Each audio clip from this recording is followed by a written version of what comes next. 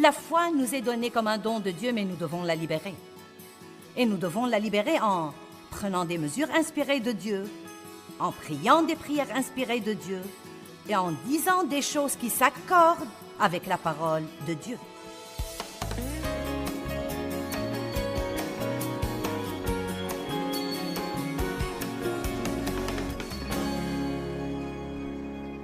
Aujourd'hui, nous allons parler du doute et de la façon dont Satan utilise le doute pour nous voler notre foi. Père, je te remercie pour la parole d'aujourd'hui. Je te remercie pour la belle assemblée que nous avons aujourd'hui.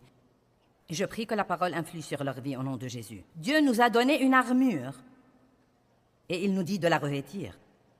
L'armure est destinée à nous protéger de l'ennemi. Elle sert à ça, mais elle ne vous servira à rien si vous ne la revêtez pas. Cette armure a beaucoup de pièces différentes, mais je vais vous parler d'une seule pièce ce matin, et c'est le bouclier de la foi.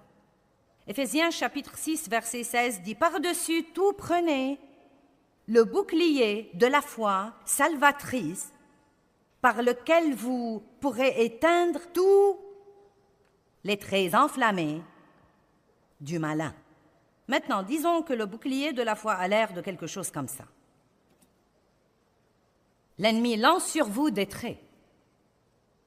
Ça ne vous sert à rien de laisser le bouclier traîner quelque part. Oh oui, j'ai les livres de la foi, j'ai les CD de la foi, j'ai les cantiques de la foi. Non, quand l'ennemi vous attaque, c'est dans ces moments-là que vous devez lever le bouclier de la foi. Cela veut dire que c'est dans ces moments-là que vous avez besoin de votre foi. C'est pourquoi la foi nous est donnée quand l'ennemi attaque. Mais le doute, qui est un parent très proche de la crainte, est utilisé pour nous voler notre foi et pour nous voler notre audace. L'ennemi ne veut pas que nous soyons audacieux, il veut que nous soyons lâches. Donc, pour vivre vraiment sans crainte, il faut apprendre à vivre sans doute. Vous savez, je crois que le doute tenace, vous prenez une décision, et alors vient le doute tenace. C'est comme avoir une mauvaise petite peau. Vous ne savez jamais quand ça va partir. Ouh, une si petite chose, mais un problème si énorme. Quelqu'un d'entre vous a eu affaire avec la petite peau du doute? Le doute vient nous attaquer à tous. Il a attaqué Abraham. Je suis sûre que le doute a même essayé d'attaquer la pensée de notre Seigneur et Sauveur Jésus-Christ. Je crois qu'il a dû lever le bouclier de la foi. Abraham a dû lever le bouclier de la foi. Quand le doute nous assaille, vous ne devez pas dire « Ah, si seulement je n'avais pas un tel problème avec le doute ». Vous devez lever le bouclier de la foi et vous devez dire « Je crois que tout ce que le Seigneur Dieu m'a dit arrivera ». Regardons Actes chapitre 27, à partir du verset 14. Paul était dans un bateau avec plusieurs personnes et devinez quoi? Une tempête violente s'est levée. Comme quand Jésus était dans la barque avec ses disciples et qu'il a dit « Passons à l'autre bord ». Et la toute première chose qui est arrivée ensuite était une tempête violente, un ouragan qui s'est levé. Presque chaque fois que vous décidez, que vous prenez une décision, vous décidez de réussir dans la vie, vous vous engagez à faire quelque chose que vous croyez que Dieu veut que vous fassiez, et la toute première chose à laquelle vous pouvez vous attendre est une tempête. J'ai horreur de vous dire ça. J'aimerais mieux vous dire que ce n'est pas le cas, mais ce serait vous dire ce que vous voulez entendre et non pas la vérité si je le faisais. Il va y avoir une tempête. Mais un peu après, un vent impétueux, un vent d'ouragan qu'on appelle Euroclydon, se déchaîna en fait sur l'île. Et quand le bateau fut emporté, sans pouvoir lutter contre le vent, nous nous laissâmes aller à la dérive. Filant sous le couvert d'une petite île appelée Coda, nous avons réussi de justesse à maîtriser le canot. Après l'avoir hissé à bord, on a eu recours aux moyens de secours et il continue à raconter toutes les choses différentes qu'ils ont faites. Et ensuite, Paul dit, verset 22, « Mais maintenant je vous exhorte à être de bonne humeur et à avoir bon courage. » Donc, en plein milieu de cette horrible tempête, Paul dit, « Maintenant, je vous exhorte à être de bonne humeur. » Vous savez, c'est plutôt dur, n'est-ce pas, quand vous avez une tempête dans votre vie, d'être content et d'avoir une bonne attitude. Et pourtant, la Bible nous dit de garder notre joie. En ce monde, vous aurez des tribulations, dit Jésus. Ayez bon courage. Ayez bon courage. Allez, j'ai du mal aujourd'hui à vous faire sourire, encore moins rire. Ayez bon courage. Car j'ai vaincu le monde. Donc Paul dit, je vous exhorte à être de bonne humeur. La joie est puissante si vous ne la perdez pas. Et à avoir bon courage, car aucun de vous ne périra, et il n'y aura de perte que celle du bateau. Car cette nuit, un ange du Dieu, à qui je suis et que je sers, est venu à moi, et il m'a dit, « Ne crains point, Paul, il faut que tu comparaisses devant César, et voici Dieu t'a donné tous ceux qui naviguent avec toi. » Donc maintenant j'aime ça. Ayez donc bon courage les hommes, car j'ai confiance complète en Dieu, qu'il en sera exactement comme il m'a été dit. Or, c'est dans ces moments-là que vous devez dire, quand vous êtes en plein milieu de la tempête, c'est dans ces moments-là que vous devez dire, je crois qu'il en sera exactement comme Dieu a promis dans ma vie. Nous devons non seulement le chanter à l'église, mais encore le dire dans la tempête. Je crois qu'il en sera exactement comme Dieu m'a dit. Je ne sais pas quand, je ne sais pas comment, et en réalité, la vérité est que j'ai décidé de ne pas m'inquiéter. Je vais laisser tout ça à Dieu et je vais aller et jouir de tous les jours de ma vie que Dieu me donne parce que Dieu travaille sur ma situation et que je crois. Je crois que nous levons le bouclier de la foi en libérant notre foi par nos paroles. Vous voyez, la foi est une force qui nous a été donnée par Dieu et qui réside au-dedans de nous. Mais pour que la foi nous serve, elle doit être libérée. Et je crois que nous libérons la foi par les paroles, par la prière et par les actes. Je crois que je libère ma foi chaque fois que je viens de ce petit coin là-bas et que je sors ici et que je me tiens debout devant vous et que j'ouvre ma bouche. Ça, c'est mon acte de foi. Et en réalité, vous savez, je n'ai pas peur de faire ça, je l'ai tellement fait. Mais quand j'ai marché de là jusqu'ici pour la première fois ce matin, j'ai pensé, eh bien Seigneur, c'est reparti. Vous savez, vous croyez que je me sens toujours ointe pour faire ça et que je sens que j'ai la meilleure chose à dire? Parfois, ce n'est pas le cas. Vous savez, c'est comme, eh bien... Vous savez, mais je trouve que quand je sors ici, que c'est mon acte de foi, de compter sur Dieu pour se montrer, et bien des fois, je ne sens pas qu'il est avec moi avant que je ne fasse ça. Vous voyez bien, des fois, nous voulons toutes les preuves que Dieu travaille dans nos vies avant que nous fassions quoi que ce soit. La foi nous est donnée comme un don de Dieu, mais nous devons la libérer. Et nous devons la libérer en prenant des mesures inspirées de Dieu, en priant des prières inspirées de Dieu, et en disant des choses qui s'accordent avec la parole de Dieu. Donc, quand le doute vient, le moyen de lutter contre le doute, c'est de douter de votre doute. Et quand le diable vous donne la pensée de doute, dites « je doute de ce doute » et « je crois fermement qu'il en sera exactement comme Dieu m'a dit qu'il en sera ». Je ne crois toujours pas que nous avons vraiment la moindre idée. Non, mais je me prépare à écrire un nouveau livre sur la bouche, donc j'ai étudié vraiment pendant plus d'1 an. J'ai étudié la puissance des paroles. Et croyez-moi, je ne reviens pas de mon étonnement des trucs stupides que nous disons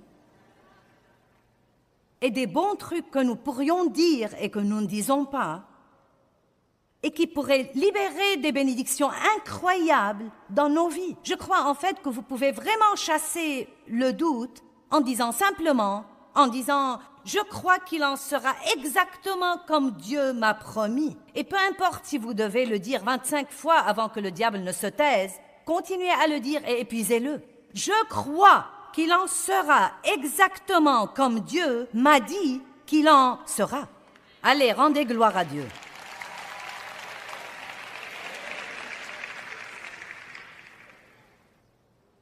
Romains 4, verset 18.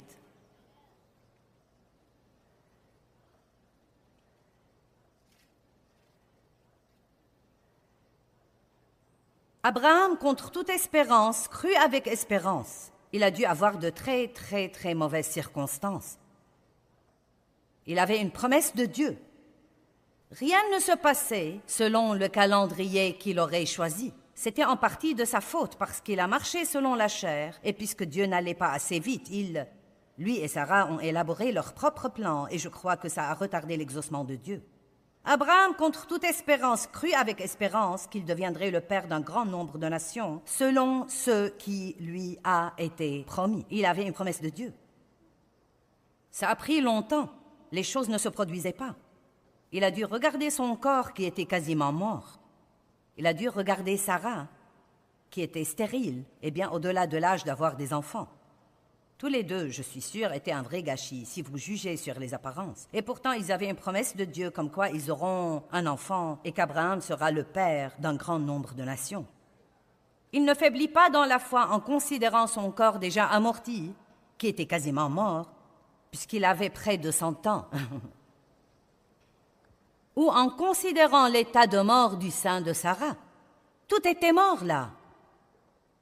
Maintenant, regardez ça. Il n'a pas manqué de confiance et n'a pas succombé au doute concernant la promesse de Dieu, mais au contraire, il fut fortifié par la foi et il a ouvert sa bouche et il a dit quelque chose qui allait libérer sa foi. Il attendait, le doute est venu, les questions sont venues, l'hésitation est venue, ils l'ont attaqué et il a ouvert la bouche. Et il a loué Dieu et il l'a glorifié. Dieu, je te loue et je te remercie pour ta promesse pour moi. Et te remercie, Dieu, car tu n'es point un homme pour mentir. Je sais, Dieu, que tu travailles et je crois que je verrai le résultat de ma foi. Vous savez quoi, nous parlons beaucoup, mais je me demande combien d'entre vous dans cette salle disent ce qu'il faut au bon moment. Ce que nous faisons quand nous avons des problèmes, c'est d'appeler un ami et de ronchonner. Nous appelons quelqu'un que nous connaissons et nous murmurons. Nous voulons que tout le monde nous plaigne et ça réconforte notre chair, mais ça ne nous sert à rien spirituellement. Amen. Je prêche mieux que vous ne réagissez. Je vais m'arrêter si vous ne vous redressez pas. N'est-ce pas vrai? Non, mais nous ne parlons que de fêtes ici aujourd'hui. Nous avons tous les mêmes tentations, mais tôt ou tard, nous devons arrêter de céder à la chair chaque fois qu'il y a une tempête et de jeter toute notre foi par la fenêtre, alors que c'est dans ces moments-là que nous devons lever le bouclier de la foi. Et vous savez, j'ai oublié à quel point ce truc était lourd. La dernière fois que nous l'avons utilisé, un type le portait, et je lui avais demandé de le sortir de la caisse des accessoires parce que je voulais l'utiliser. Et quand je l'ai vu, j'ai pensé, oh mon Dieu! Et donc j'ai pensé, eh bien, c'est très lourd, n'est-ce pas? Donc j'ai dit, eh bien, je ne sais pas, peut-être que je ne l'utiliserai pas ce matin, c'est très lourd. Je ne sais pas si je peux le prendre et l'utiliser autant que je voudrais. Et je veux vous faire remarquer que, vous savez, parfois, lever ce bouclier de la foi demande un peu plus d'efforts que nous ne voudrons peut-être faire, car vous ne savez jamais combien de fois par jour il va falloir lever ce truc pour vous protéger des traits enflammés du malin. Tout ce que Dieu nous demande de faire n'est pas facile. Il nous a donné le bouclier. Mais vous savez ce que j'aurais si je levais ce bouclier assez longtemps? J'aurais un muscle dans ce bras droit. Et c'est ce dont nous avons besoin. Nous avons besoin de plus de muscles qui viennent d'utiliser notre foi. Alléluia. Il fut fortifié par la foi comme il rendait gloire et louange à Dieu. Et non pas comme il murmurait et ronchonnait et se plaignait. Marc chapitre 5, verset 22. Et un des chefs de synagogue, nommé Jairus, cet homme vint à Jésus, et voyant Jésus, il se jeta à ses pieds, et il a commencé à l'adorer. Je veux que vous essayiez d'imaginer cette histoire que je vais vous raconter comme nous étudions ça. Et il le supplia instamment en disant, « Ma fille est près de mourir, viendrais-tu lui imposer les mains afin qu'elle soit guérie ?» Je parie qu'il était très excité de parler à Jésus. Il avait entendu parler des miracles. Il n'y avait aucun espoir pour sa fille. Waouh! Quelle percée j'ai trouvé Jésus! J'ai eu l'occasion de lui parler ici, pour 1 minute. Peut-être qu'il viendra. Jésus s'en alla avec lui. Une grande foule continuait à le suivre et le presser de tous les côtés et presque le suffoquer. Et une femme qui avait une perte de sang depuis 12 ans et qui avait beaucoup souffert entre les mains de plusieurs médecins et avait dépensé tout ce qu'elle possédait sans aucun soulagement. Ayant entendu parler de Jésus, et donc elle vint dans la foule par derrière et toucha son vêtement, car elle n'arrêtait pas de dire, oh j'aime ça, car elle n'arrêtait pas de dire, Elle n'arrêtait pas de dire: si j'arrive à toucher au moins ses vêtements, je sais que je serai guérie. Je me demande pourquoi la femme n'arrêtait pas de dire ça, parce que je suis sûre qu'il y avait un certain démon envoyé pour lui mettre des mensonges dans la tête. Tu n'arriveras pas à lui parler, et même si tu y arrives, il ne va rien faire pour toi. Aussi grands que soient tes efforts, tu as ces pertes de sang depuis 12 ans, tu as vu tous les médecins, et rien ne va changer. Mais elle a continué à lutter contre ce doute en disant: je crois que si j'arrive à toucher au moins ses vêtements, je serai vraiment guérie. Combien d'entre vous comprennent ce que j'essaye de vous dire?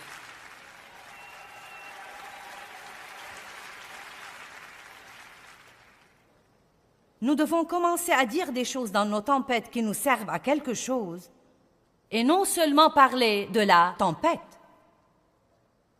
La Bible dit que nous pouvons parler à la montagne, non pas de parler de la montagne. Elle nous dit de lui parler et de lui dire où aller. Alléluia. Vous avez une puissance dans votre bouche. La mort et la vie sont au pouvoir de votre langue. Avoir l'air bigot dans l'Église est une chose. Être tout seul quand tout l'enfer vient contre vous en est une autre. C'est dans ces moments-là que vous devez prononcer la parole et la prononcer à haute voix. Imaginez cette scène. Donc maintenant, cette femme s'approche.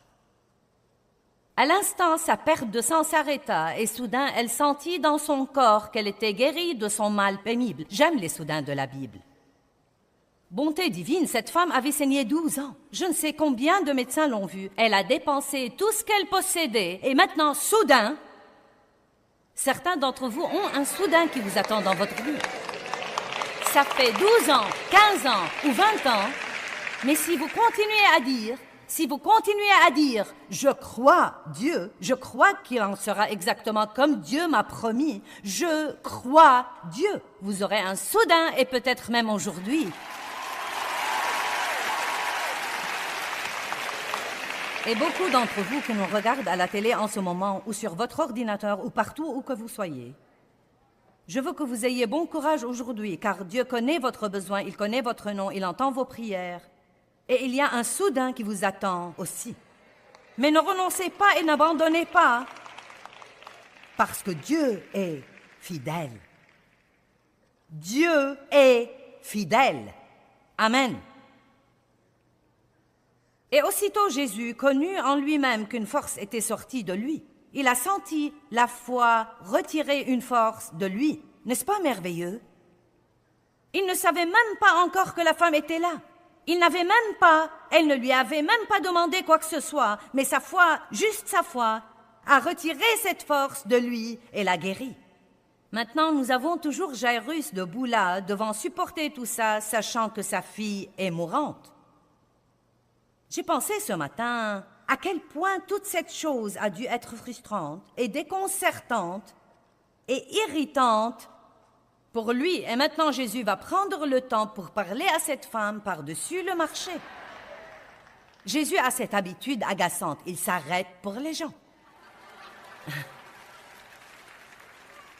N'est-ce pas étonnant? Il s'arrête, en fait, pour les gens souffrants.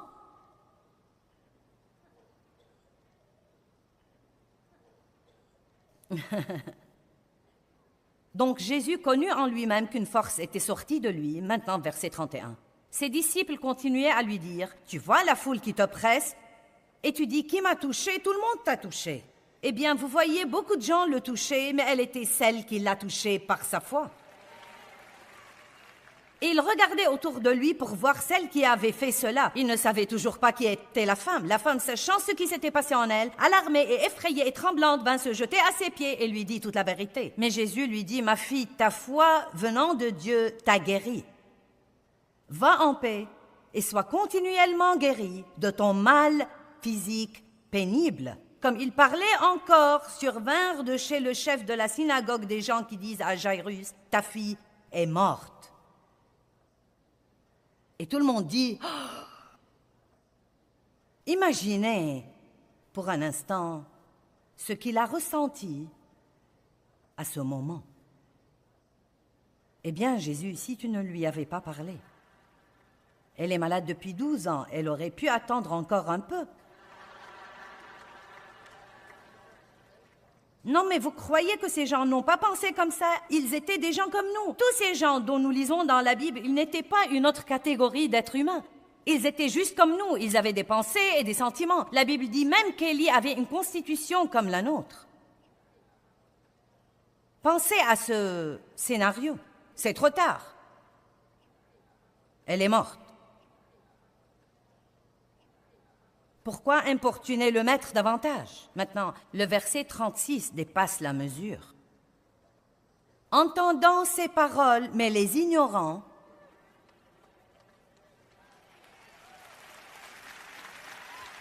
entendant ces paroles, mais les ignorant, Jésus dit au chef de la synagogue, « Jairus, ne t'alarme pas et ne crains pas, crois seulement. » Oh mon Dieu, quelqu'un devrait se réjouir maintenant. Entendant ces paroles, mais les ignorant. Maintenant, vous savez, parfois nous devons juste dire, « Diable, je t'entends, mais je ne te prête aucune attention. » Car je crois qu'il en sera exactement comme Dieu me l'a dit. Mes amis, vous avez des choses à dire quand vous rentrez à la maison.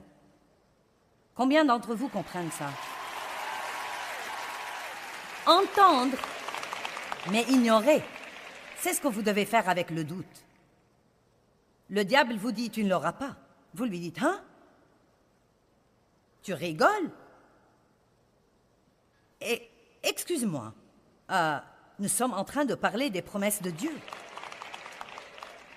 Nous ne parlons pas de n'importe qui ici, nous parlons de la parole de Dieu. Nous parlons de ce que Dieu a dit qu'il ferait. Et comment oses-tu me dire que je ne l'aurai pas?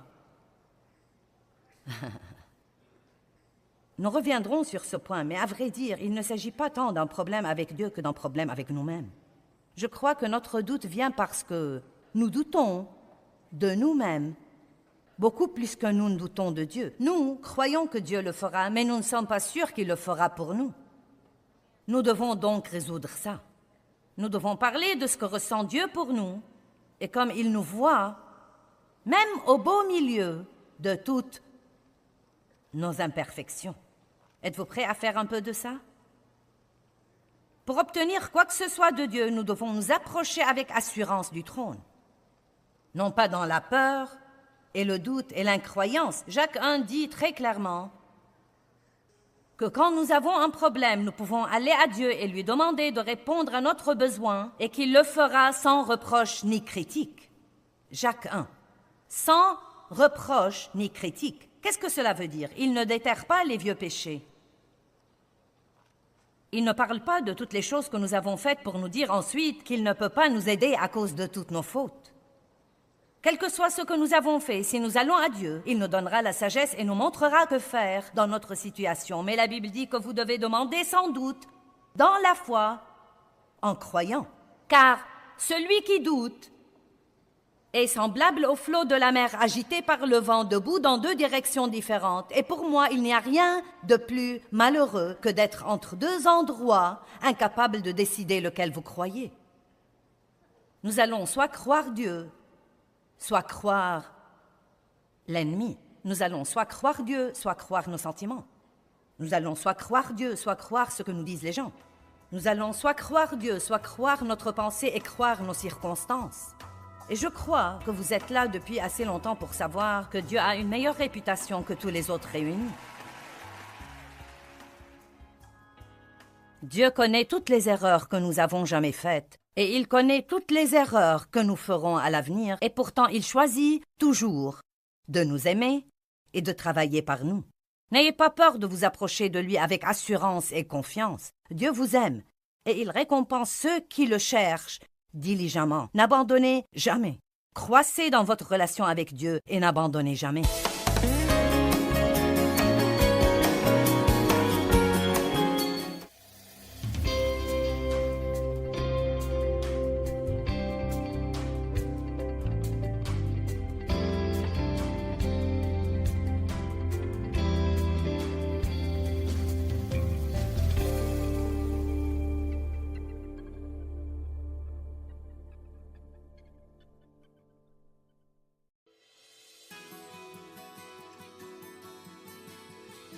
Mais croyez-moi, si vous aimez Dieu, aussi nombreuses que soient vos erreurs ou combien vous échouez, il vous retrouvera et vous remettra sur la bonne voie.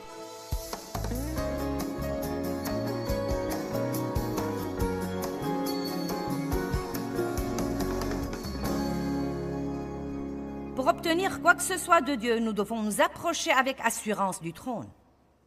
Non pas dans la peur et le doute et l'incroyance. Jacques 1 dit très clairement que quand nous avons un problème, nous pouvons aller à Dieu et lui demander de répondre à notre besoin et qu'il le fera sans reproche ni critique.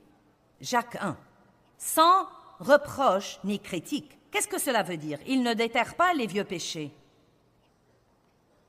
Il ne parle pas de toutes les choses que nous avons faites pour nous dire ensuite qu'il ne peut pas nous aider à cause de toutes nos fautes. Quel que soit ce que nous avons fait, si nous allons à Dieu, il nous donnera la sagesse et nous montrera que faire dans notre situation. Mais la Bible dit que vous devez demander sans doute, dans la foi, en croyant.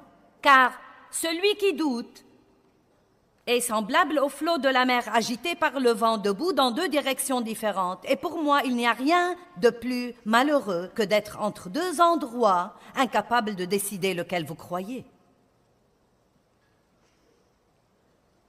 Hébreux 4, verset... nous allons commencer par le verset 14.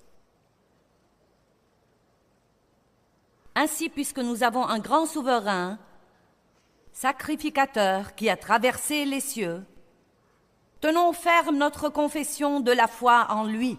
Tenons ferme notre confession de la foi en lui. Que les rachetés du Seigneur le disent. Car nous n'avons pas un souverain sacrificateur qui ne puisse comprendre ou sympathiser ou sentir nos faiblesses, nos infirmités et notre sujétion aux assauts de la tentation. Je suis si reconnaissante d'avoir un grand prêtre qui me comprenne. Je suis si contente qu'il comprenne mes faiblesses et mes fragilités et mes échecs. Et quand j'ai peut-être un jour où je ne me sens pas aussi forte qu'en d'autres jours, je suis si contente d'avoir un sauveur qui n'exige pas que je sois parfaite à 100% tous les jours pour que je puisse avoir une relation avec lui. Et j'en ai vraiment assez d'avoir des gens dans ma vie qui veulent cette perfection. Non, mais ma famille n'est pas comme ça, mais je rencontre parfois des gens qui, vous savez, veulent faire ma connaissance, mais ne veulent pas que je sois une personne. Vous faites tous face à ça, n'est-ce pas? Des gens qui disent qu'ils veulent avoir une relation intime avec vous, ils veulent être proches de vous, et dès qu'ils apprennent un peu trop, vous devenez tout à coup leur nouvelle cible de commérage. Je crois que nous avons eu tellement de ça que c'est absolument incroyable. C'est la raison principale pour laquelle les gens deviennent de plus en plus isolés et ne veulent même pas se rapprocher des autres parce qu'ils en ont vraiment assez de tout ce drame et ces absurdités. Y a-t-il quelqu'un ici qui en a assez d'être déçu par les gens? Mais vous savez quoi? Je ne vais pas perdre espoir en eux. Dieu n'a pas perdu espoir en moi et je ne crois pas que nous puissions perdre espoir l'un en l'autre. Pensez-y, comme c'est beau d'avoir un grand prêtre qui comprenne. Approchons-nous donc sans peur et avec assurance du trône de la grâce afin que nous recevions le secours dont nous avons besoin pour nous aider au moment opportun. Comment faut-il venir? Avec assurance. Avec assurance. Eh bien, c'est dur à faire quand vous avez été mauvais, n'est-ce pas? Quand vous avez été mauvais, oh Dieu, oh Dieu. Ce que vous devez faire, c'est dire, Dieu, je suis désolé pour mes péchés. Je suis très désolé. Pardonne-moi, s'il te plaît. Et maintenant, dans l'obéissance à ta parole, je vais prier pour ma situation. Je vais faire ça avec assurance parce que sinon, je n'aurai rien de toi. Nous devons apprendre à être audacieux par la foi, à être confiants par la foi, à être intrépides par la foi. Le diable adore quand nous commençons à croire que Dieu ne peut rien faire pour nous parce que nous sommes trop mauvais pour qu'il fasse quoi que ce soit pour nous. Laissez-moi vous dire quelque chose, vous n'êtes pas trop pour Dieu. Et pas seulement ça, vous ne le surprenez pas. Tout le mal que vous faites, il le savait déjà avant que vous ne l'ayez fait.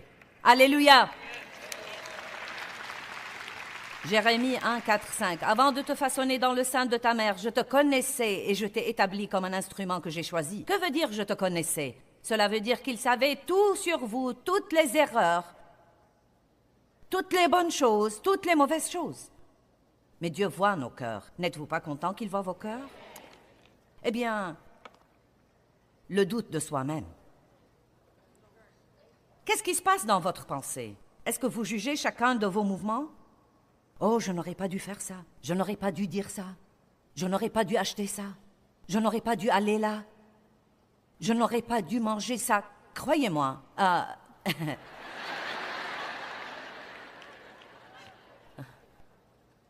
Nous devons arrêter de faire les choses que nous savons pendant que nous les faisons que nous allons les regretter. Dès que vous avalez la dernière bouchée, vient la condamnation. Oh, je n'aurais pas dû. Non, mais pensez-y avant de le manger, et si vous voulez le manger, mangez-le dans la foi et ne regrettez pas de l'avoir fait. Et si vous ne pouvez pas le manger dans la foi et en jouir, à ce moment-là, ne le mangez pas pour commencer. Non, mais Dieu m'a vraiment appris ça. Ne faites pas des trucs si vous allez ensuite souhaiter ne pas les avoir faits. Si vous allez faire quelque chose, jouissez-en, sinon ne le faites pas. Et tout ce que vous devez faire, c'est d'avoir une meilleure planification et de savoir que vous ne pouvez pas dire oui à vous-même tout le temps, mais que vous pouvez le dire parfois. J'aime l'attitude de Paul. Regardons 1 Corinthiens 4. Certains jugeaient Paul pour déterminer s'il était vraiment un apôtre fidèle. Et je veux que vous écoutiez sa réponse, verset 3, 1 Corinthiens 4, 3. Mais quant à moi personnellement, il m'importe fort peu d'être jugé par vous sur ce point et que vous ou n'importe quel autre tribunal humain s'enquête sur moi ou me questionne ou me fasse subir un interrogatoire. Je ne me juge pas non plus moi-même. Il y a de la liberté là. Il y a de la liberté là. Il dit, je n'examine pas mentalement chaque mouvement que je fais pour essayer de décider s'il est bon ou mauvais. Vous savez ce qu'il dit ensuite? Je ne me sens coupable de rien et je me sens innocent, mais je ne suis pas justifié et disculpé devant Dieu juste parce que je me sens innocent. C'est le Seigneur lui-même qui m'examine et me juge. J'aime ça. Il a dit, je ne sais pas si je suis coupable de quelque chose ou pas. Je n'ai pas l'impression de l'être, mais qui sait, je pourrais l'être. Cependant, je ne vais pas vivre ma vie en examinant chaque mouvement que je fais et en me jugeant moi-même et en me critiquant. Je vais faire confiance à Dieu, comme quoi si je fais quelque chose qu'il n'aime pas vraiment, il apportera assez de conviction dans ma vie pour me le faire comprendre et il s'y prendra avec moi d'une telle façon que j'arrêterai de le faire. Il y a de la liberté dans la salle aujourd'hui. Amen. Je sais qu'il y a des personnes ici aujourd'hui qui en ont assez d'entendre ce que vous n'êtes pas et ce que vous devriez être et que vous n'êtes pas et ce que vous avez fait et que vous n'auriez pas dû faire. Et vous êtes comme, diable, tais-toi! Mais vous savez quoi?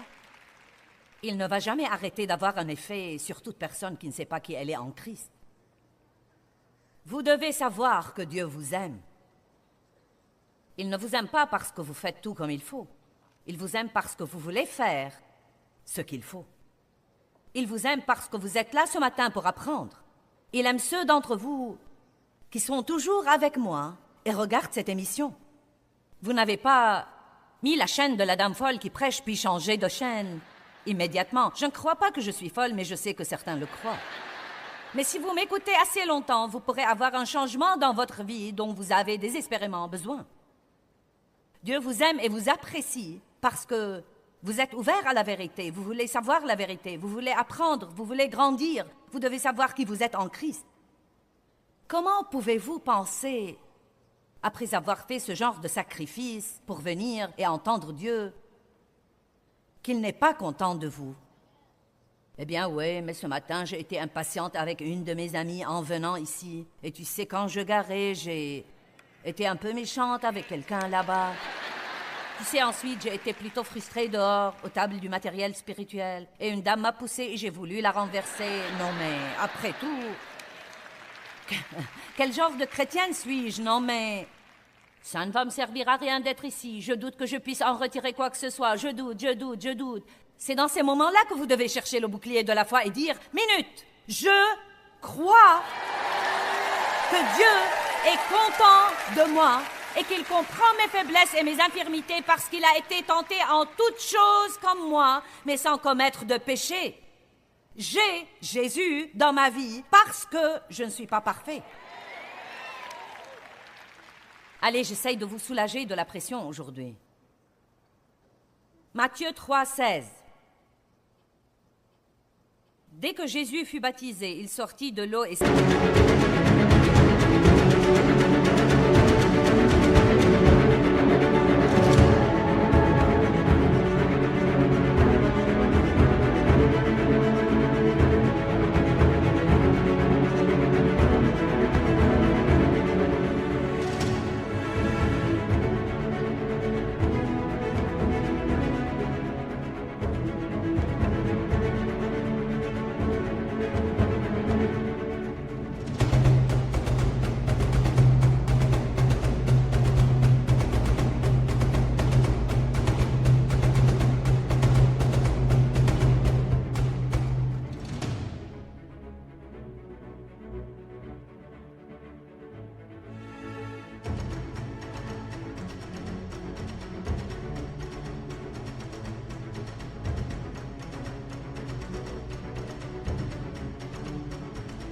s'éloigna.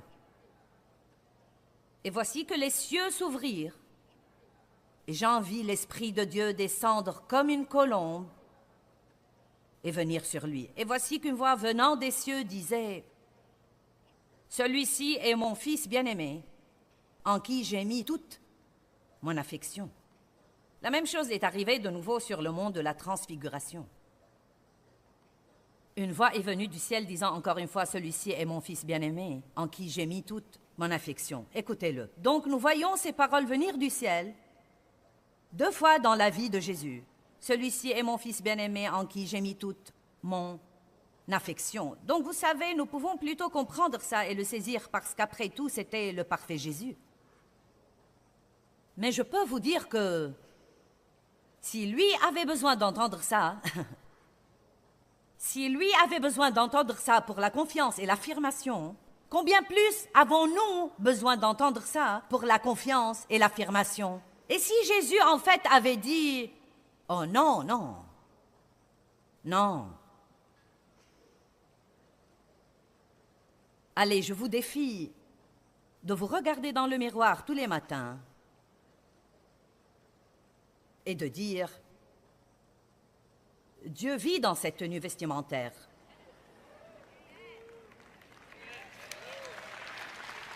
Dieu vit en moi. Je suis partenaire avec Dieu. Il a envoyé son Fils pour mourir pour moi. Et je déclare avec assurance que bien que je ne fasse pas tout parfaitement bien et que je vais probablement faire quelques erreurs aujourd'hui, Dieu est content de moi. Allez, avez-vous autant de courage? Avez-vous autant de courage? Pouvez-vous faire ça? Et je sais en ce moment que certains ont déjà envie de rentrer sous terre. Ils se disaient bien. Vous ne sentez pas cet écrasement? C'est le diable qui essaye d'écraser votre esprit, vous savez? Comment pourrais-je dire ça avec les choses que je fais? Je n'ai pas dit que Dieu est content de tout votre comportement. Qui vous êtes et ce que vous faites sont 2 choses différentes. Il est content que vous soyez là et il vous a amené ici pour vous corriger. Mais cela ne veut pas dire qu'il ne vous aime pas. Il ne vous aime pas moins parce que vous avez besoin de correction. Écoutez, aucun de mes 4 enfants ne fait tout exactement comme je voudrais que ce soit fait. Nous n'allons même pas parler de ça.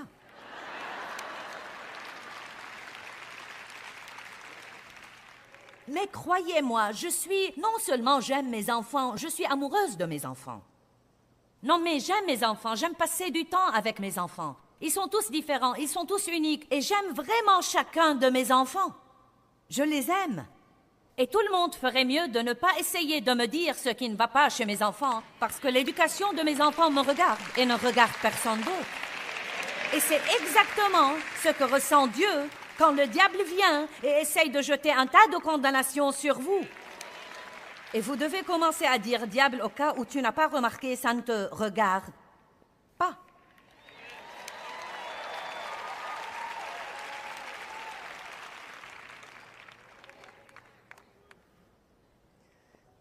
Ceux qui s'approchent de Dieu doivent croire que Dieu existe et qu'il est le rémunérateur de ceux qui le cherchent diligemment. Vous êtes ici aujourd'hui pour chercher Dieu diligemment.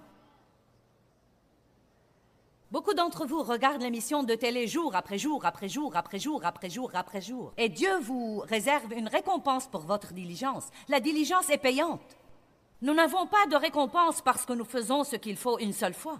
Nous avons une récompense parce que nous continuons à le faire, nous continuons à le faire, nous continuons à le faire et nous continuons à le faire. Et laissez-moi vous dire, le diable ne va pas perdre espoir en vous, mais Dieu ne va pas le faire non plus. Et si vous prenez la décision de ne pas abandonner, devinez qui va gagner. Vous et Dieu ensemble pouvez vaincre qui que ce soit.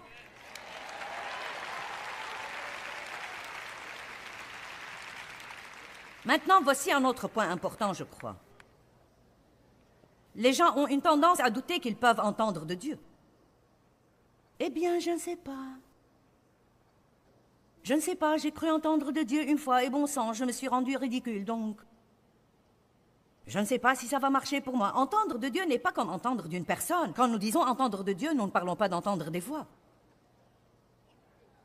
Entendre de Dieu est en grande partie un savoir que vous avez au-dedans de vous, sur ce que vous devriez ou ne devriez pas faire. Votre cœur est en paix ou pas. On appelle ça la voix de la conscience, les chuchotements de Dieu.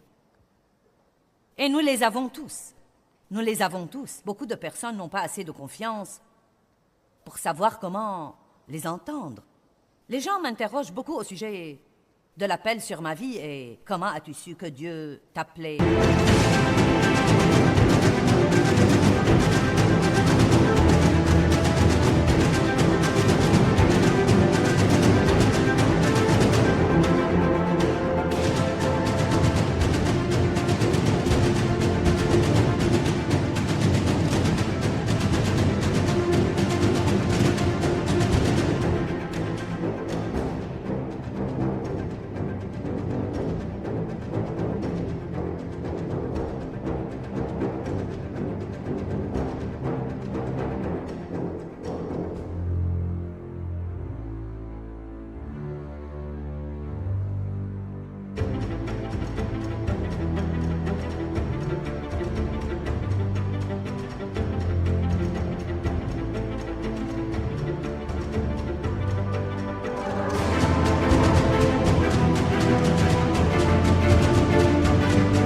Eh bien, vous savez, je ne suis toujours pas sûre que je le savais à 100%, mais j'étais assez courageuse pour faire un pas de foi et essayer. Et je ne suis pas sûre que nous savons jamais à 100% que nous entendons de Dieu avant de prendre ce pas de foi pour savoir. Je dis toujours, fais un pas et tu sauras. Faites de votre mieux pour croire que ce que vous faites est la volonté de Dieu, et ne faites pas une chose vraiment stupide qui vous causera toutes sortes de problèmes s'il s'avère que vous avez tort. Mais faites un tout petit pas de foi et voyez si c'est de Dieu. J'ai commencé à donner une étude de Bible, et les gens venaient. Et 5 ans plus tard, ils venaient toujours. Ils venaient quand il pleuvait, ils venaient quand il neigeait. Ils venaient. Quand j'ai d'abord commencé à donner mon étude de Bible à la maison, j'étais là, en short court, et je soufflais la fumée dans leur figure. Vous pouvez voir le tableau? Non, mais je fumais une cigarette après l'autre. La pièce était envahie par la fumée, nous ne pouvions même pas nous voir. Mais vous savez quoi? Certains des cerveaux bigots ne peuvent pas comprendre ça. Dieu m'avait ointe. Et il ne m'a pas ointe parce que je fumais. Il ne m'a pas oint parce que je n'étais pas habillée correctement. Il m'a ointe parce qu'il savait que je l'aimais et il savait que j'étais ignorante. Et il m'a donné la grâce dans mon ignorance et il savait que je le laisserais marcher avec moi et me changer avec le temps. Allez!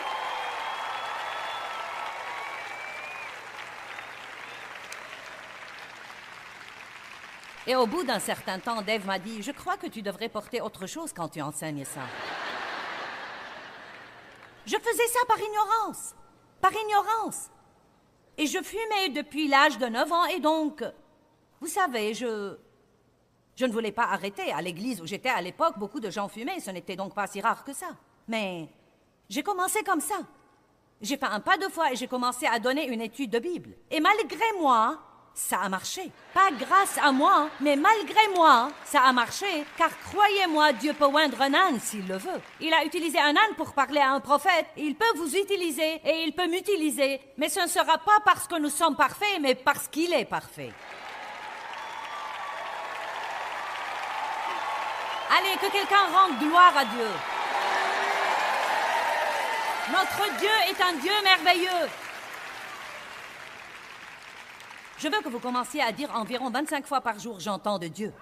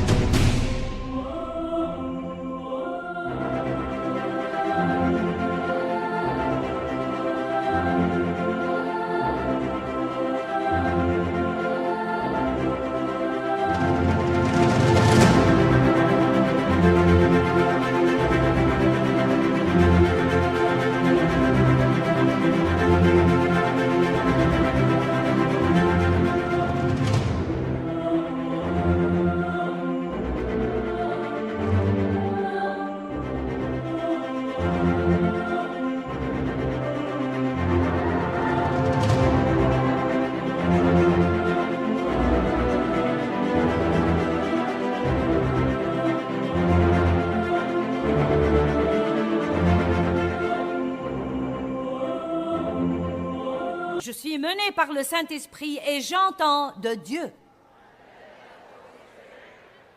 Savez-vous que je dis ça tous les jours et je crois que j'entends de Dieu depuis bien des années, mais je ne crois pas que j'entends parfaitement. Et je ne veux pas que le diable me vole ma foi sur ce plan parce que je dois entendre de Dieu. Je dois être menée par l'Esprit. Je dois entendre la voix de ma conscience.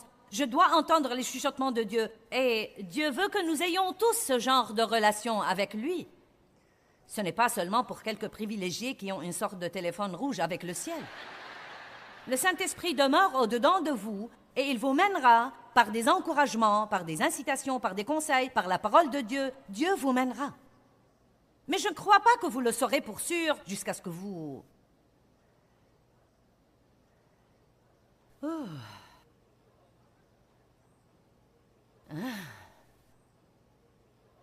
J'ai commencé une deuxième étude de Bible dans la maison d'un ami.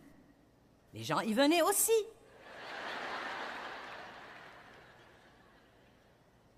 Puis j'ai travaillé dans une église à Saint-Louis. C'était une très petite église, environ 30 personnes. Et j'ai commencé une étude de Bible hebdomadaire pour les femmes. Et la première semaine, 115 personnes sont venues. 5 ans plus tard, le nombre a grandi pour atteindre plus de 400 femmes par semaine qui venaient à mon étude de Bible. Ensuite, Dieu m'a dit, ta mission est finie ici. Je veux que tu fasses un pas de foi et que tu ailles au nord, sud, est et ouest. Eh bien, personne ne me connaissait. Non, mais c'était comme... Mais ensuite, tout au long d'un an, Dieu, par beaucoup de choses que je n'ai pas le temps de raconter, m'a fait savoir que je devais soit le faire, soit être malheureuse pour le reste de ma vie.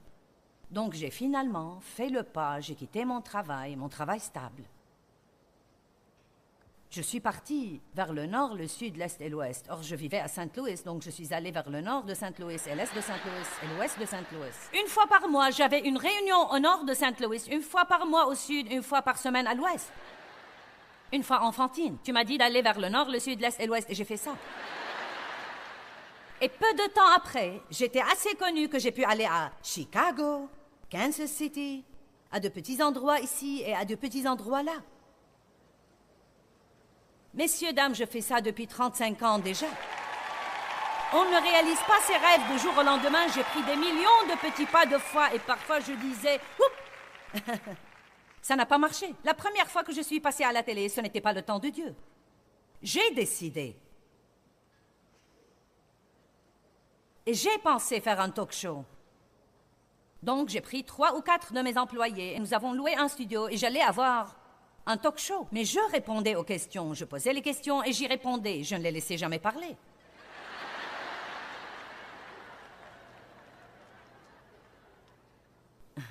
Je n'ai reçu qu'une seule lettre pendant 6 mois. Mes chers, croyez-moi, si ce n'est pas de Dieu, ce n'est pas de Dieu. Mais si c'est de Dieu, c'est de Dieu. Et quand Dieu oint quelque chose, aucun diable dans l'enfer et aucune personne sur terre ne pourront vous retenir. Vous pouvez entendre de Dieu et être mené par l'Esprit, mais vous ne devez pas avoir peur de faire des erreurs. Voyez, si vous faites une erreur, ce n'est pas la fin du monde. Dites, eh bien, j'ai fait une erreur. Dieu n'a pas arrêté de m'aimer. J'ai fait une erreur. Je crois que le seul moyen d'apprendre vraiment à être mené par l'Esprit, c'est de faire un pas de foi pour savoir. Oups, ce n'était pas juste, je ne le ferai pas de nouveau. Eh bien, bien. Ça marche. Bien, très bien, ouais. C'est bon, c'est cool. À peine le temps de vous sentir à l'aise et vous croyez que tout va bien et Dieu vous dit...